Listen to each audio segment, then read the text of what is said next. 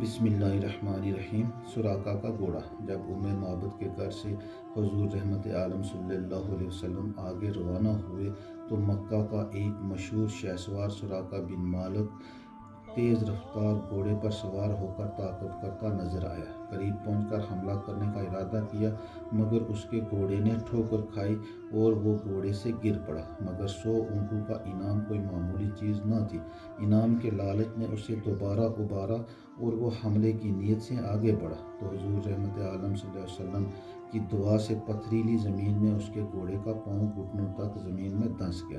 سراقہ یہ معجزہ دیکھ کر خوف و دہشت سے کانپنے لگا اور امان امان پکارنے لگا۔ رسول اکرم صلی اللہ علیہ وسلم کا دل رحم و کرم کا سمندر تھا۔ سراقہ کی لاچاری اور گریزاری پر آپ صلی اللہ علیہ وسلم کا دریا رحمت جوش میں آ گیا، دعا فرما دی تو زمین نے اس کے گھوڑے کو چھوڑ دیا۔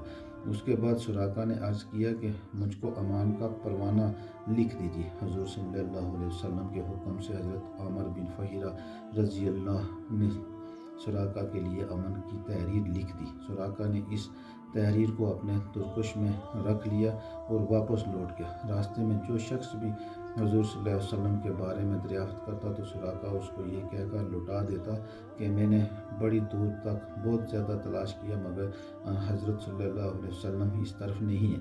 واپس لوٹتے ہوئے سراقہ نے کچھ سامان سفر بھی حضور صلی اللہ علیہ وسلم کی خدمت میں بطور نذرانہ کے پیش کیا مگر حضرت صلی اللہ علیہ وسلم نے قبول نہیں فرمایا۔